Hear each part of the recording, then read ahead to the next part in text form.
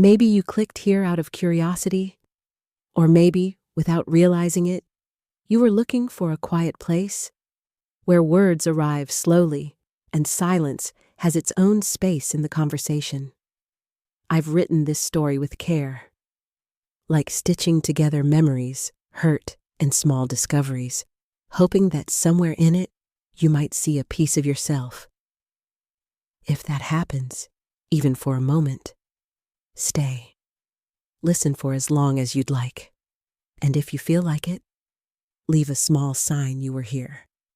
It doesn't have to be much. Sometimes a simple "I'm here" in the comments, or a gentle tap on the like or share button, or even subscribing so we can meet again, is more than enough. I've been an estate attorney for over 15 years, and I've seen some messy family dynamics, but nothing prepared me for that Wednesday morning. It was a small-town church in Oregon, the kind where the wooden pews still creak and the air smells faintly of lemon polish and old hymn books. The scent of lilies, overpowering, almost cloying, hung heavy in the room, mixing with the faint tang of rain-soaked coats. Anna sat in the front row, hands clasped tightly in her lap, clutching a folded tissue that was already falling apart from tears. Her husband, Ethan, lay in the casket just a few feet away. I'd worked with him on his will a few years back. He was the kind of client who took his time, double-checked every clause, not because he was wealthy, but because he wanted to make sure Anna would be protected. That's when it happened. Anna's mother, dressed in a tailored black dress and a string of pearls, leaned in close to her daughter. From where I was sitting, just a few seats back, I could see her lips move. Her voice was low, but in the quiet of the service, it carried just enough for me to hear. At least his death can do something useful. Your sister's been wanting a new car. I felt my stomach turn. Anna's shoulders went rigid, but she didn't respond. I don't know if it was shock or sheer disbelief holding her still. In my line of work, you learn to recognize moments when the air shifts, when something small ignites a chain reaction you can't stop. And sitting there, in that dim church, I knew I'd just witnessed the first crack in what was about to become a full-blown war. That whisper at the funeral didn't come out of nowhere. I'd met Anna's family twice before, both times because Ethan insisted she have someone she could trust, handling her legal matters. The first time was 3 years ago, at my office. They'd come in to talk about a small inheritance from Anna's grandmother. I remember her mother steering every conversation back to Lily, Anna's younger sister. How she's the star of the family and already doing so well in real estate.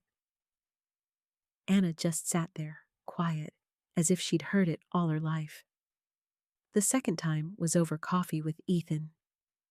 He told me things that made my chest tighten, how Anna's birthdays were forgotten because the family was busy throwing elaborate parties for Lily, how nobody came to Anna's college graduation because they were out celebrating Lily's engagement to a guy she dated for less than 6 months. Ethan never said it with bitterness, but I could tell he hated the way they treated her. He once told me, "She's gotten used to being invisible with them, but I won't let her feel that way in her own marriage." Now, sitting in that church, I could see exactly what he meant. The way her parents glanced at the casket was perfunctory, like checking off an obligation, before their eyes drifted to Anna with something colder, sharper. It wasn't grief, it was calculation. And in that moment, I realized they weren't mourning the loss of a son-in-law. They were already circling around what he'd left behind. It was just past midnight when my phone buzzed on the nightstand. I don't usually answer calls that late unless it's urgent, but when I saw Anna's name, I knew it wasn't a pocket dial. Her voice was nothing like it had been at the funeral. No tremble, no wavering, just steady, deliberate. "They want Ethan's life insurance money," she said. I'll give it to them, but not for free. I sat up, switched on the lamp. What exactly are you thinking? She outlined it in blunt terms. A legally binding contract. Her parents and Lily would sign an admission.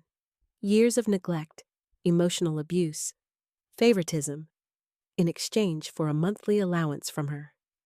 She'd keep control of the money, and they'd get just enough to think they'd won. I let her finish before I spoke. Anna, if they sign, you realize they might still try to get out of it later. Claim they were coerced. Spin it so you're the villain. There was a pause on the line, the faint sound of rain tapping her window. Then what would you do? She asked. I leaned back, thinking about every messy family case I'd seen implode in court. If you're going to hit them, I said slowly, you hit twice. The first blow knocks them off balance. The second makes sure they can't get back up. She didn't ask me to explain. She just said, when can we start? And right then, I knew this wasn't going to be one of those polite, behind-closed-doors estate disputes. This was going to get public, ugly, and unforgettable. 2 days later, I was sitting at the far end of a booth in a high-end restaurant downtown. One of those places with white tablecloths, polished cutlery, and waiters who somehow refill your water without you noticing. From where I sat, I had a clear view of Anna's table. Her parents arrived first, dressed like they were heading to a meeting with their financial advisor. Her father in a navy blazer, her mother in a fitted dress with a gold brooch. Then came Lily, in a silk blouse and designer heels, sliding into her seat with a practiced smile. She immediately held out her hand to show off a fresh set of nails. Glossy, almond-shaped, with tiny gold accents. I'd seen this kind of theater before. People dress for the part they want to play. Today, they were playing serious stakeholders. Anna didn't bother with small talk. She waited until their menus were closed, then leaned forward. I've been thinking, she said evenly. I'll share the insurance payout, but there are conditions. From where I sat, I could see the flicker in their expressions, the quick, greedy calculation. Lily stopped scrolling on her phone. Her mother's lips curled into the kind of smirk that says we've already won. Anna reached into her bag, pulled out a manila folder, and placed it in the center of the table. It's all in here. No one moved to touch it. For a few seconds, the only sound was the faint clink of silverware from other tables. Then her father finally reached out, flipping the folder open just enough to see the heading in bold legal font. His jaw tightened. Her mother let out a short, derisive laugh. You're joking. Her father frowned, scanning the first few lines. Lily leaned forward, biting her lip, but her eyes lit up like she was already picturing herself behind the wheel of a new car. They didn't know it yet, but this was the first step into a deal they wouldn't walk away from without bleeding. As I watched them flip through the pages, my mind drifted back to the first time Ethan came to my office alone. It was a rainy Thursday afternoon. He sat across from me, hands wrapped around a mug of coffee, and said, I don't have millions, but what I have, I want Anna to control. No strings, no one else with a claim. I don't ever want her to be in a position where she has to beg her own family for help. He'd asked question after question about contingencies, about how to make sure no one could challenge her rights. I'd seen plenty of husbands sign boilerplate policies without reading a word, but Ethan read every line twice. He was building a fortress, brick by brick. And now, here we were, his fortress being sized up like a shopping list. Back at the table, her father slid the folder toward Anna. These admissions, he said carefully, they're not necessary. We can have a clean agreement, no need for all this history. Anna didn't blink. The history is the reason we're here. Her mother leaned in, voice sharp. You're making this harder than it needs to be. Anna stayed calm. I'm making it honest. The conversation ping-ponged for the next 20 minutes. They wanted the monthly allowance without the written confession. They proposed rewording, softening the language, turning years of abuse into vague misunderstandings. I sat in the corner booth, jotting notes. Every deflection, every half smile, every time Lily tapped her nails against the table, like she was counting down to her new ride. Eventually, greed won over pride. Her father exhaled heavily, glanced at his wife, then at Lily. "We'll review it," he said. "Good," Anna replied, standing. "I'll have my lawyer set the date."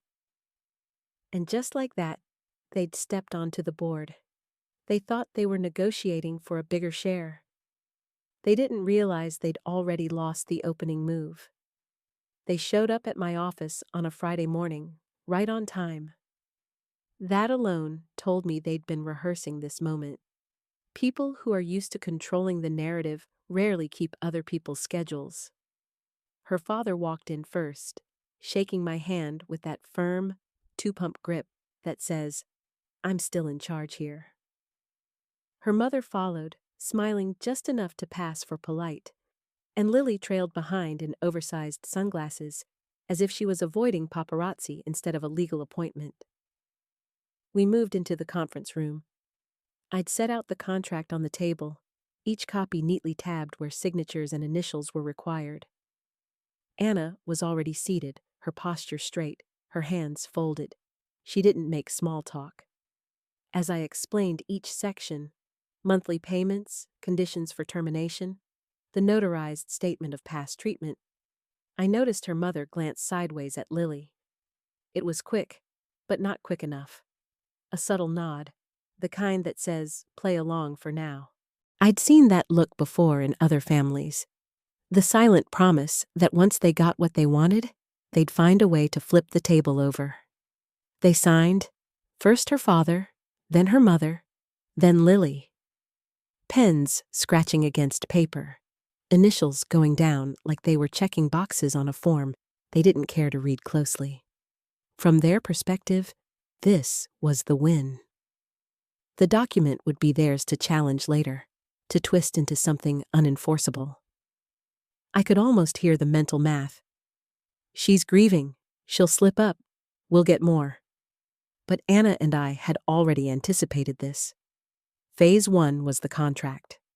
Phase 2 was making sure any attempt to break it would backfire, fast and hard.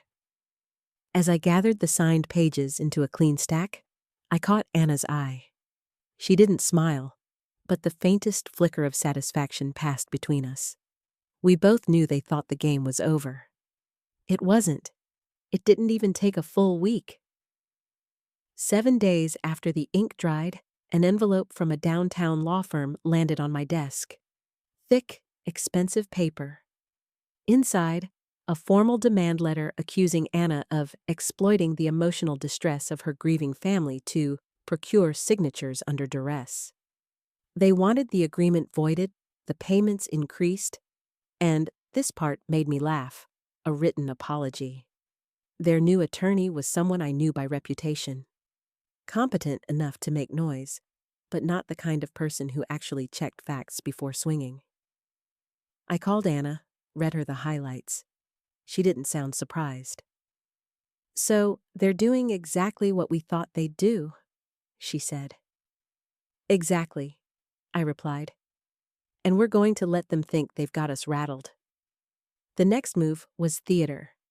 I drafted a short, polite response, expressing our concern over the misunderstanding and suggesting an in-person meeting to clarify intentions.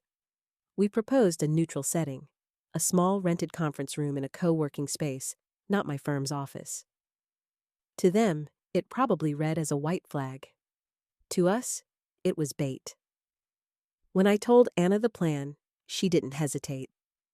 "Let's give them just enough rope." So we booked the room, sent the invite, and waited. I could already picture it. They'd walk in, smug and certain, thinking they were about to dismantle her terms. They didn't know Phase 2 was already loaded and waiting to fire. They showed up to the co-working space conference room 5 minutes early, their attorney in tow. The room was all glass walls and neutral carpet, the kind of place designed to look impartial. Anna sat at one end of the table, I at the other. I let them make the opening move, some half-hearted remarks about wanting to resolve things without hostility. Then I slid a different folder across the table. "Before we go any further," I said, "you should review this." Inside were still frames pulled from a video, clear shots of each of them, pen in hand, signing the contract. Alongside that, a notarized statement from a neutral witness confirming they'd read each page, asked no questions, and agreed without pressure. I saw their attorney's jaw tighten as he flipped to the next page, printed screenshots of Lily's text messages to a friend. "Just sign it, get the money, and then we'll figure out a way to make her pay later." I let the silence stretch before speaking again. "If you proceed with this claim, all of this goes to the court record, along with a counterclaim for defamation and malicious interference." Her father's face went rigid. Her mother's hands curled into fists on the table. Lily's eyes darted to the exit like she wished she could vanish. The change in the room was instant.